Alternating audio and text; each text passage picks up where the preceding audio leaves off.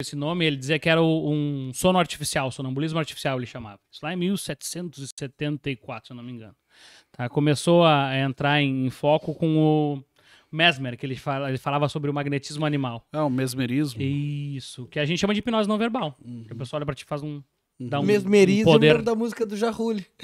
É mesmo. É daí? Como é que é? Faz uma hipnose sem comunicação Isso, verbal? Hipnose não verbal que chama. Tá, mas é rápido assim? Pega, é que nem aqueles caras que... A gente tem que criar um nível de fascinação, né? Fixação ocular, estresse ocular. Tá, não, vamos lá. Explica o que é hipnose. Então, e aí o pessoal nessa época acreditava que hipnose era um sono artificial. Que a pessoa ficava ali como tu ficou aqui, só voltava a babar. Tá. E aí tu ficava no estado que era de sonambulismo artificial. Tá.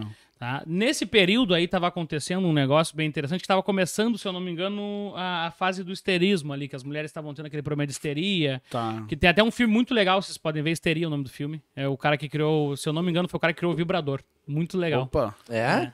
Tem a ver com Kundalini, Caju, que teve aí, então, cara, top. O Emerson falou nesse período de histeria falou aqui, né? no período de Freud analisou isso. Eu não vou lembrar bem o que ele falou, mas ele citou esse período. Então vocês sabem que eu não tô mentindo. Não, até então eu não sei se tu não tá Não, qualquer coisa que duvidarem de mim, procura no Google. Não é pra acreditar em mim. Eu falo isso porque, cara, como eu leio muita coisa, daqui a pouco eu não sei nem a fonte. Eu digo, procura no Google, tu vai achar, sabe? Tá, porque eu mas não quero então mostrar se achavam que hipnose era um estado de sonambulismo. Isso. E aí eles botaram o nome de hipnose. Tá, mas Hipnos, que é o deus do sono, e nós, que é o processo que tá passando. Tá, mas eles induziam a hipnose pra quê nessa época aí? Então, a hipnose era usada de várias formas. Pra fazer exorcismo, por exemplo. Tá. O padre falava em latim, a pessoa ficava sem mexer um braço. Mas onde surgiu essa técnica da hipnose? Cara, a hipnose se fala desde 3500 a.C. Mas é uma coisa ocidental ou é de origem oriental? O registro mais antigo, 3500 a.C., no Egito. Akhenaton foi cara, ele era considerado quase que um semideus. Ele foi um faraó, ele foi o cara que... não foi o Akhenaton, na realidade, foi o Imhotep. Imhotep foi um cara que foi considerado um deus, um semideus na época do Egito Antigo, que ele trabalhava com engenharia, arquitetura e medicina. É tudo da mesma área ali. É igual o Bruno, tudo da mesma área. Saiu do tijolo pra mente. E aí, o que Imhotep fazia? Ele começou a perceber processos de cura através da indução do sono, ou através do pessoal tomar alguma coisa, ou começava a conversar. E lá, nessa época, eles começaram a criar tendas do sono, onde a pessoa, tu tava com uma alergia, tava com uma dor, tava com uma lesão, tu fazia um protocolo. Tu entrava lá, sei lá, segunda-feira e tu ficava tantas luas fazendo teu tratamento. Então o que acontecia? Tu ia cuidar da tua alimentação, tu ia cuidar da exposição solar, tu ia fazer exercício. Então era assim que funcionava na época, tipo um hospital. Tá? Depois dele a gente vem Hipócrates, que é o pai da medicina. Tá? Hipócrates falava também nisso e falava que nós tínhamos o equilíbrio de 4 temperamentos, que ele falava de 4 humores. Tá? E esses 4 humores seriam tipo 4 elementos que estariam desregulados, em desequilíbrio dentro de nós, que faria a gente adoecer. Tá? Depois dele tem Esculápio, que é mais da Grécia, que ele foi considerado também um semideus da ocasião, lá no século VI já. E eles usavam também as tendas de sono, os templos de cura, que eram sempre com esse processo. Ou a pessoa tomava alguma coisa para dormir, relaxava e vinha algum enfermeiro na época, né? Eles chamavam de Asclepíades, né? Que era tipo um curandeiro, alguém que chegava do lado e ficava conversando contigo. Entende? Então a pessoa tava ali dormindo e tava alguém conversando com ela. Depois, cara, a gente começa a ter relato com mais... Vamos botar assim, mais tangível, mais atual, a partir de 1700. Tá?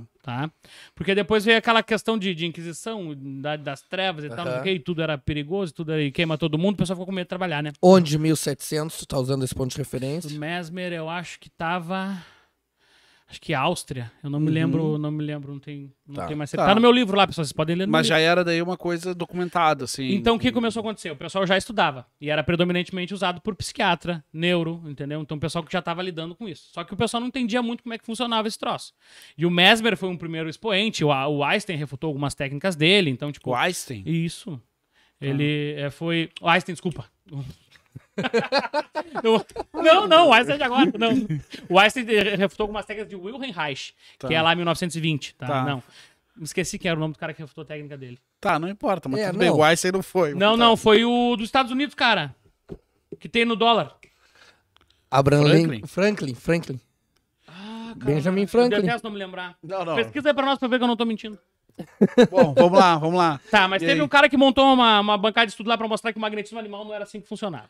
Tá. E aí o que acontece? Cara, É que caiu no essa época ostracismo, aí o negócio caiu matando, tipo assim, ó, isso Essa época do Mesmer tinha a ver com magnetismo animal. Isso, ele chamava de magnetismo animal. Tá. Então, que aí como é que acreditava que era no funcionava campo magnético. a questão a gente tem esse campo magnético, Sim. né? A gente tá sempre emanando frequências aí, né? Nosso corpo tá sempre, os átomos estão sempre vibrando.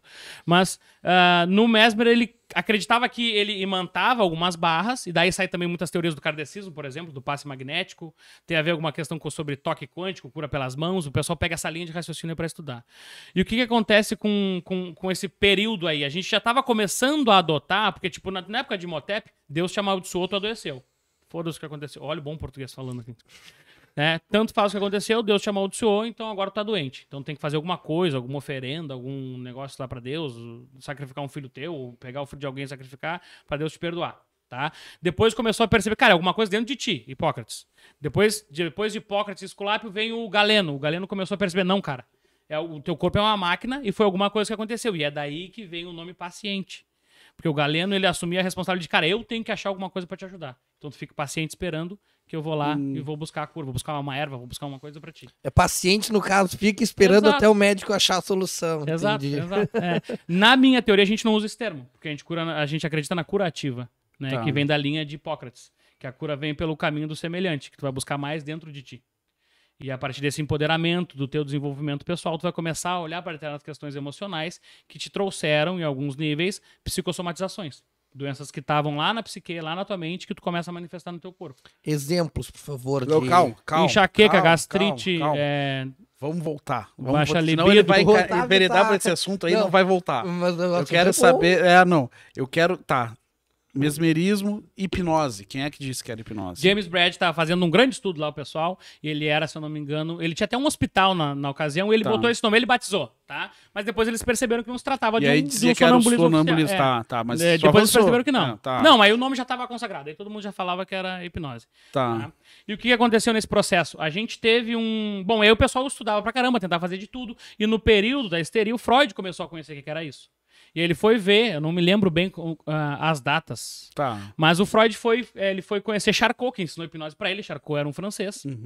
E Charcot ensinou pra ele, tipo, o toque de Charcot, como é que deixar a pessoa inconsciente e tal. E na ocasião, nessa mostra que eles estavam lá, tá? Era tipo um congresso que não era de psicanálise ainda, mas era um congresso do pessoal que era neuro, que era psiquiatra lá. E aí, isso vocês podem pesquisar no Google, pessoal. Vocês vão achar bem mais informação do que eu tô passando aqui. Bom, e aí o que acontece? Quando ele começou a estudar isso, encontrou com o Charcot. Charcot começa a estudar, ensinar pra ele hipnose, e ele começa a ver uma demonstração de duas mulheres histéricas. Uma tava cega e a outra tava sem mexer as pernas. Tá. E aí ele chega e diz assim, olha, tu vai fechar os olhos agora, faz uma indução com elas entram em transe. As duas. Ao mesmo tempo, um monte de médico na volta olhando. E aí ele diz assim, ó, tu vai voltar a enxergar, mas tuas pernas vão se mexer. Tu vai voltar a se movimentar, mas os teus olhos não vão mais enxergar. Pode abrir os olhos. E as mulheres trocavam a patologia. Tá, isso é possível? Isso não é Sim. coisa de filme? Não. Tipo, Estresse pós-traumático é isso. Se tu hipnotizar o Pedro aqui, tu convence ele a não enxergar? Depende do nível de transe que ele vai atingir. Tá. Isso desenvolve, a pessoa aprende a entrar em transe. Tá. Toda hipnose Mas é uma essas aí não auto-hipnose. sabiam. Aí que tá, o poder da sugestão. Se eu chegasse com uma capa preta, as unhas grandes igual o Zé do Caixão, um boné, esse cara, tu já ia botar uma puta credibilidade. Mas, porra, esse cara aí é o mago dos magos, ele vai olhar pra fazer um raio, cai duro. Eu acho que Entende? não. Eu não ia achar. Não é que ele tá dando um estereótipo, mas... Eu entendi. Não, então, é quando um encantamento. Exato. Um Porque fascínio todo que mundo, tu falou, né? todo mundo consegue entrar em transe hipnoidal. Na Tá. realidade, existem teorias que falam que o transe não existe. Eu explico também depois. Tá. Cara, eu tava aqui também, desculpa, né, eu não entendo nada, mas